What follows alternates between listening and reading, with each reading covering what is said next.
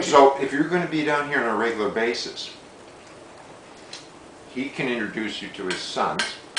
If his son, who works with SunBank, SunTrust, I guess they call it, doesn't have a need for you, he obviously knows somebody who does. You were thinking about a lot of people. Right. You told me that NBC slowed down. Is that because of the season? You could call it season, but it particularly slowed down because of the economy. Brazilians are not extending their stay the way they did when the dollar was weaker. Got it. We still have a weak dollar, but Not as weak. not as weak and not as many people flying, even though they want to. So I came up with the concept of Swiss cheese business English. There are some Brazilians who contacted me by Skype and said, you know, something that we need is we know we're losing our English because we don't use it every day. Yes, indeed. So I came up with the concept of, well, let's go minimal lecturing. And you've got minimal time of getting together in a classroom. So let's have one lecture a week. Lectures maybe for 5 or 10 minutes, and then there's a group discussion for 25 minutes. Sure. And we record the whole session. People who can't make it listen to the recording. And people who are there are taking notes because I'm going to call each one of them and individually have a one-on-one, maybe 5 minutes, maybe 10 minutes each, so that they have to produce what they would have said, because one of the guys who does this is a real talker.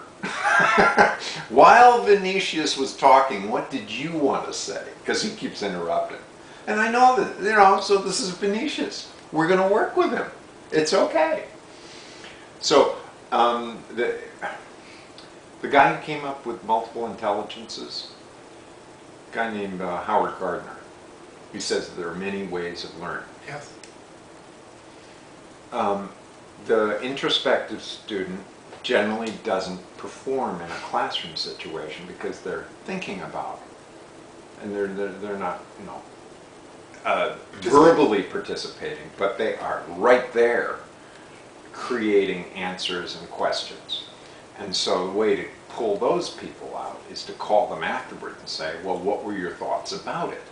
And then one-on-one, they can give you as much or more than the reactive visual person who, you know, sees a picture and immediately has a comment about it, you know.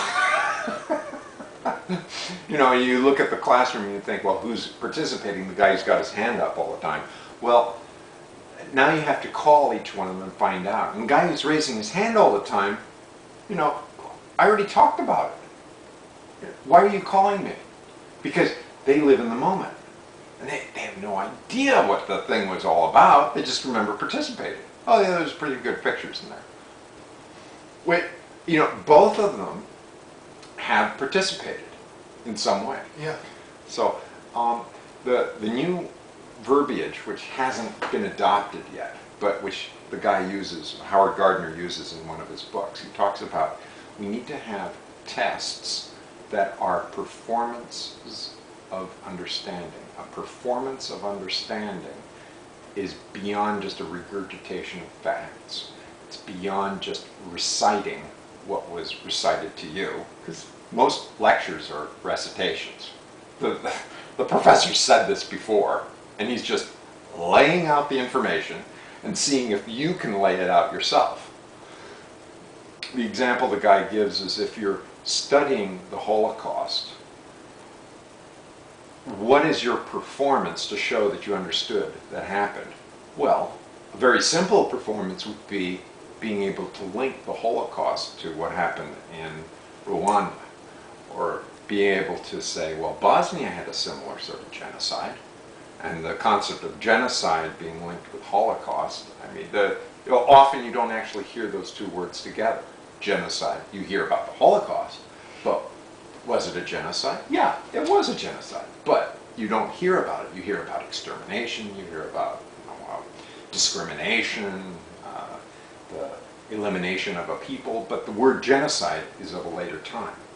Yes. So, and then can they take it backwards and say, well, what happened in Armenia with the Russia. Turks? Turks. Right, because the Ottoman Empire included a much larger area than present-day Turkey, and so there was this area that people called themselves Armenian, and there was, I've got a friend who's Turkish, and he said, look, it was a civil war. You know, these people were uprising. We were just suppressing them. You know, how is that a genocide? Well, okay. You know, so if you ask some Armenians, there's a huge group. The largest Armenian conclave or enclave in United States is somewhere in Southern California. I have no idea why they all moved there, but if you go to Glendale, 3 members of the city council are Armenian, or heritage, and it's like these little facts that kind of pop up. Yeah. Can you link that with this discussion of the Holocaust? Now, to some people, such a performance of understanding is pretty damn scattered. Where's the rigor? Where's the Fun. Yeah, right. Howard Gardner would say that your performance of understanding is like an essay. That you're asked a question, it's up to you to come up with how you organize and what you bring to Very it. progressive. Right. The difficulty is, how do you grade an essay? How do you grade a performance of understanding? There's a group up in Rhode Island. It's called bigpicture.org. If you hear about any kid who's in the Northeast area or California who's having a hard time in school, you just say one word, Dennis Littke. Do a Google search and find out which school is linked with Dennis Littke, and you've got a winner. Because somewhere around 8th and 9th grades, kids often lose their way. And what this guy does is he just has a standard format. We're going to find out what your passion is, and then we're going to build the curriculum around it. Makes sense. And we're going to have one teacher follow you for 4 years. If the guy is really good at math, he's going to have to work really hard Sure. to teach you English. More the weight is on teaching and less on subject matter expertise. Bingo. Because what the central teacher is doing, he's an advisor.